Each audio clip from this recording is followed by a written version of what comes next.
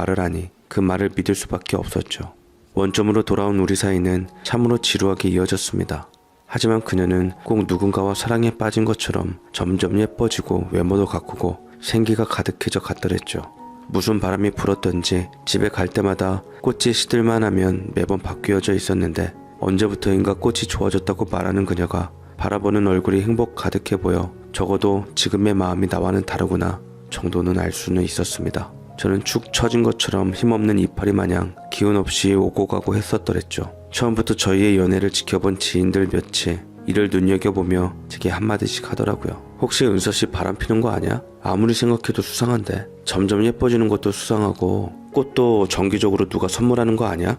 은서씨에 대해 조사는 해봤어? 라고 입방정을 떨었는데 저도 그 부분에 관해서 의심을 해보긴 했습니다. 꼭 누가 곁에 있는 것 같은 예감이 들어서 제가 이상해 보이겠지만 의심스러움에 추적을 해보기도 했지만 딱히 저 말고는 만나는 사람은 없는 것 같았고 몸이 안 좋다는 이유로 무용단에도 잘 안 가는 데다 저 아니면 저희 집안 식구들 외에 만나는 것 같지 않으니 결단코 그건 아니라고 했죠. 실제로 결혼 문제 때문에 만난 저희 집 식구들을 많이 의지하면서 정말 예비 며느리라도 된 것처럼 왔다 갔다 하며 부모님을 맞아주는 그녀로 인해 저는 정말로 그녀가 나를 싫어서가 아니라 결혼 못하는 사정을 받아들이기로 했습니다. 나름대로의 고민이 많았던지 특히나 저 없을 때도 찾아와 할머니와 아버지에게 많이 의지하는 것 같더라고요. 특히나 아버지와 전에 인연이 있어서 그런지 많이 가까워진 상태로 둘만의 시간을 많이 보내는 것 같았는데 아버지는 여자 보고 맘 졸이는 제가 딱했던지 다독여주기도 했습니다. 임마, 여자 하나 때문에 축 처진 모습은 이 강정규 아들답지 않아. 세상에 반이 여자인데 뭘 그렇게 쩔쩔매냐? 은서도 사정이 있다니까 그렇게 이해하면 되지 않겠냐? 나는 네가 강한 녀석이라는 것을 믿는다 라고 씩씩하게 말을 했는데 아버지의 위로에도 불구하고 저는 힘이 나질 않았습니다. 그 위로에 바보같이 여태 참고 있던 감정이 무너져서 아버지 앞에서 눈물을 보였는데 제게 울 줄은 몰랐던지 적잖이 당황해 하시다가 이내 은서가 저 때문에 많이 신경 쓰는 것 같다고 궁금했던 속내를 대신 전해주기도 했습니다. 아쉬운 부분은 많았지만 한결같은 모습에 마음이 점차 풀리며 그녀가 저와 결혼 마음이 들 때까지 지켜보기로 했고 마음을 비우고는 전처럼 지내려고 노력했습니다. 하지만 아무것도 변한 게 없음에도 불구하고 제 마음이 달라져서인지 매번 만날 때마다 불안함만 감돌았습니다. 시간이 지날수록 제가 보기가 껄끄러워져서 만남을 드문드문하며 연락도 잘 안 하게 되었는데 이러다가 언제 끝나도 이상하지 않을 정도로 우리의 사이는 소원해졌습니다.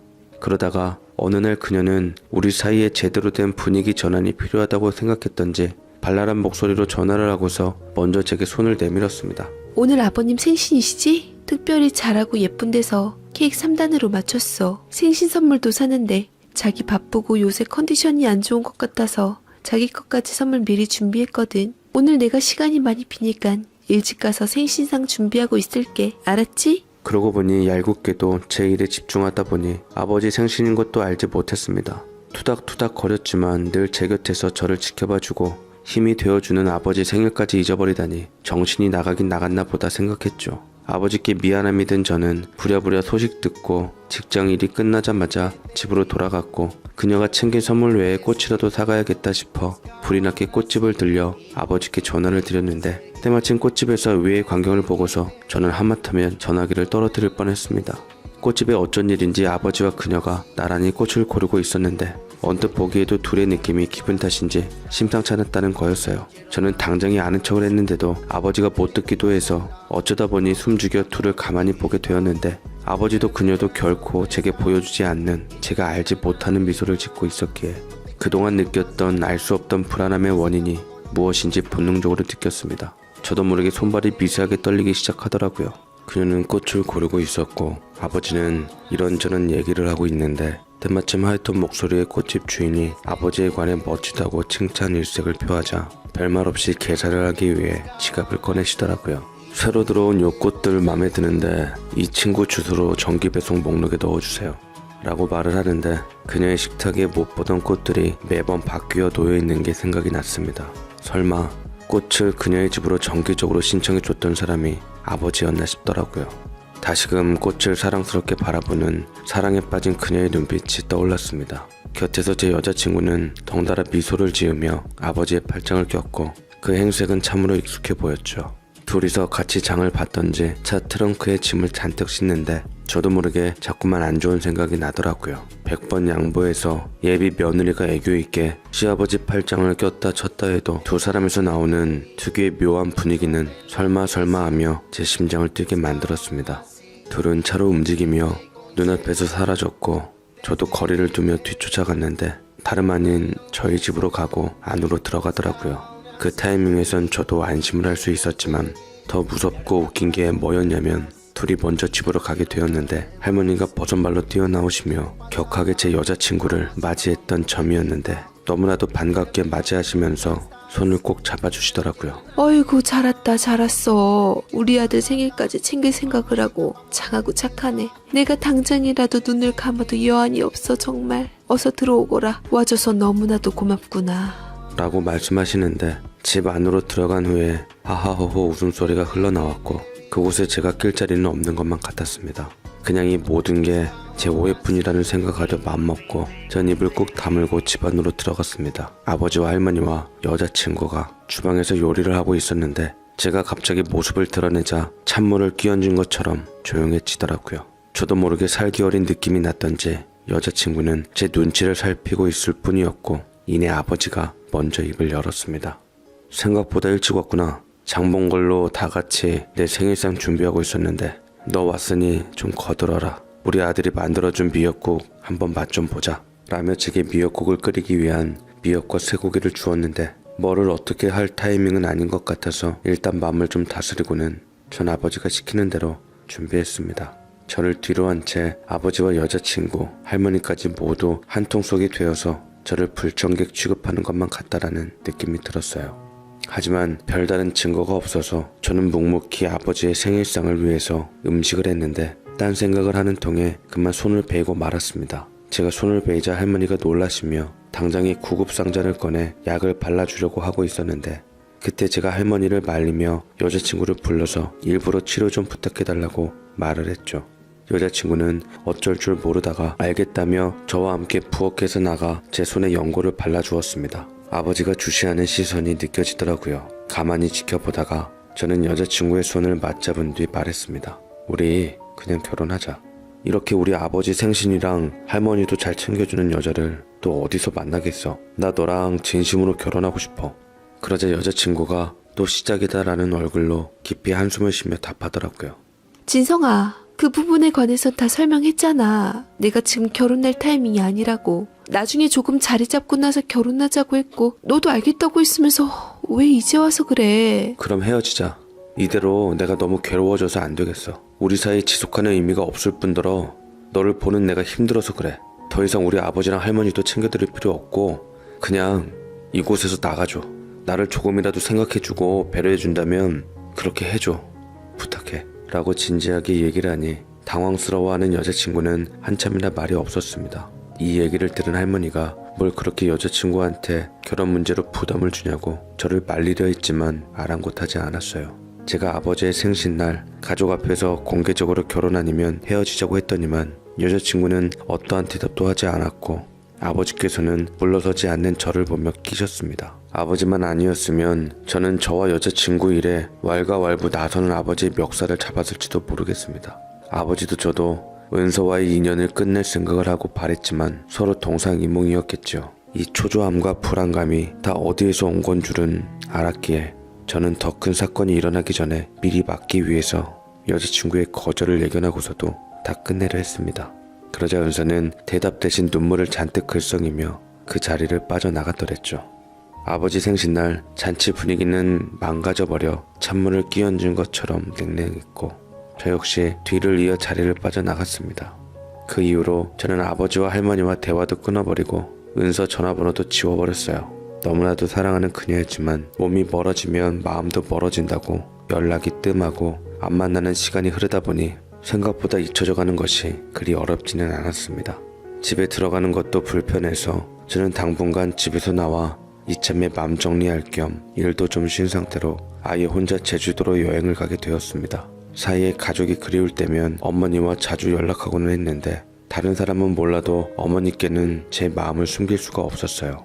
이제까지 힘들고 괴로웠던 일, 느꼈던 일 어머니께는 모두 털어놓았고 어머니께서는 모든 것을 알고 난 후 경악을 금치 못했지만 그래도 아버지가 아무리 막장이라도 그럴 사람은 아니다라며 저를 말렸고 아무리 봐도 오해가 있을 거라 하며 본인이 한번 직접 알아보시겠다고 하셨습니다. 허나 지금 상태에선 어머니가 무슨 말씀을 하시던 의심과 불신은 가시지는 않을 것 같아서 혼자 힘겨운 시간을 보냈습니다. 아버지도 이렇게까지 제가 은서와 선을 긋고 손절했는데 아버지 쪽에서도 은서에 대한 마음을 정리하고 끝냈을 거라 생각했습니다. 아버지에게 아무리 여자가 소중하더라도 자식만큼은 아닐 것이라 생각했고 아버지의 말 맞다나 세상의 반이 여자라고 생각했으니까요. 제 딴에도 아버지에게 마음을 정리할 시간을 드린 것이었습니다. 그렇게 집 떠나온 지 한 반년 정도 흘렀을까요? 여행도 6개월쯤 만에 진이 빠지고 무척이나 집이 그리워졌습니다. 남들 말처럼 시간이 약이었던지 조금씩 마음 정리가 되자 저는 문득 할머니도 보고 싶었고 걱정이 되기도 했고요.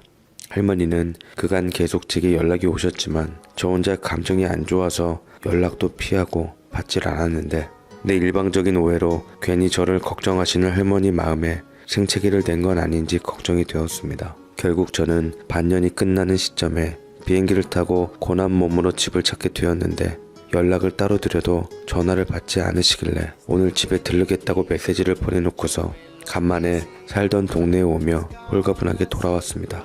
아버지가 여전히 껄끄럽긴 했지만 정작 만나면 다시 예전처럼 친구 같은 사이로 돌아갈 수 있을 거라 생각했어요.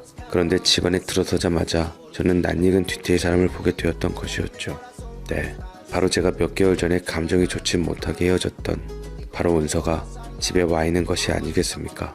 처음에는 잘못 본 건가 싶어 눈을 비벼 보았는데 분명 은서가 확실했습니다. 마지막 본날처럼 오늘도 할머니와 요리도 돕고 배우면서 살림살이를 배우고 있는 것 같았는데 너무나도 편안한 복장으로 있던 은서는 그곳에서 마치 사는 사람 마냥 그런 모양새였습니다. 더욱이 예전보다 살이 좀 붙어 있었고 배도 좀 나와 보였던 것 같았는데 할머니는 많이 먹어야 한다며 그녀에게 고봉밥을 주며 농담을 주고받으며 얘기했더랬죠. 저를 걱정해서 다 죽어간다던 전해진 소식과는 달리 할머니는 너무나도 건강하고 컨디션 좋은 모습으로 그녀와 함께 똑같이 웃으며 이야기를 나누고 있었는데 뒤통수를 세게 얻어맞은 것만 같았습니다. 할머니는 음식을 식탁에 놓을 때 현관 앞에 어정쩡하게 서 있는 저를 발견했고 이내 깜짝 놀라며 화들짝 놀라셨습니다. 아니 진성아, 너 연락도 없이 갑자기 어쩐 일이냐? 아이고 간 떨어지겠네. 라고 말하며 저를 의식하고서 은서의 배를 가리려고 했는데 저는 분명 은서와 헤어졌는데 6개월 후에도 그녀가 왜 저희 집에 있는지 이해가 되질 않았을 뿐더러 불러온 배는 대체 어떻게 이해해야 하는지 벙쪄 있었습니다. 설마 그렇게까지 이건 말도 안 된다는 심정으로 하늘이 무너지는 얼굴을 하고 있는데 그때 때마침 아버지가 집에 있었던지 거실로 나왔고 너무나 뻔뻔하게도 간만에 본 제게 인사를 하며 아무렇지 않게 보더라고요. 진성아, 대체 이게 얼마만이냐? 내가 얼마나 널 걱정했는데 녀석아 대체 전화도 안 받고 할머니 연락도 안 받고 은서가 너 연락이 안 돼서 얼마나 애타 있는 줄이나 알아? 라고 아무렇지도 않게 말을 하는데 대체 무슨 수작인가 싶었습니다. 은서의 뱃속 아기의 아버지는 분명 아버지라고 확신이 된 상황이었죠. 저는 분명 제가 이별을 택한 뒤 아버지에게도 기회를 주었는데 어떻게 아버지께선 끝까지 이기적으로 본인밖에 생각을 안 하셨는지 모르겠다 생각하고 아버지와의 절연을 하려 맘먹었는데 그때 은서가 울면서 제 품에 안기는 게 아니겠습니까? 미안해. 내가 다 잘못했어. 나 사실 너와 헤어진 후 아기 소식을 알게 되었는데 네가 여행 간 후 연락도 받지 않아서 얼마나 무너졌는지 몰라. 너무 무서워서 내가 찾을 곳이라곤 아버님이랑 할머님밖에 없더라고. 미안해 정말. 내가 이렇게 힘들고 보니까 제 의지되었던 게 아버님이었어. 아버님도 손주일이라 인정하고 나서주시더라고. 라면서 아버지한테 뱃속의 손주라면 설마 은서의 아이가 제 아이? 저는 엉겁결에 들은 기가 막힌 얘기에 온몸이 얼음이 되어버리고 말았습니다. 은서는 그동안 서러웠던 얘기를 토해내면서 우는데 얘기를 처음부터 차근차근 들어보니 아버지에 관해 놀라운 일이 숨겨져 있기는 하더라고요. 사실 은서는 저를 알기 전에 아버지를 이미 알고 있는 사이였더랬습니다.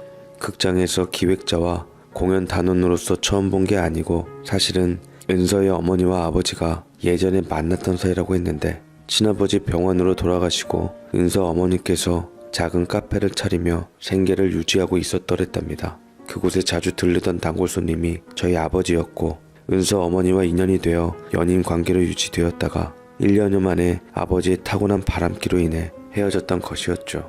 그것 때문에 은서 어머님께서 많이 속상하시고 상처받은 상태라 한동안 끙끙 앓으셨고 그것 때문에 회복하지 못해 가게 문까지 닫으며 힘든 나날을 보내었다고 합니다.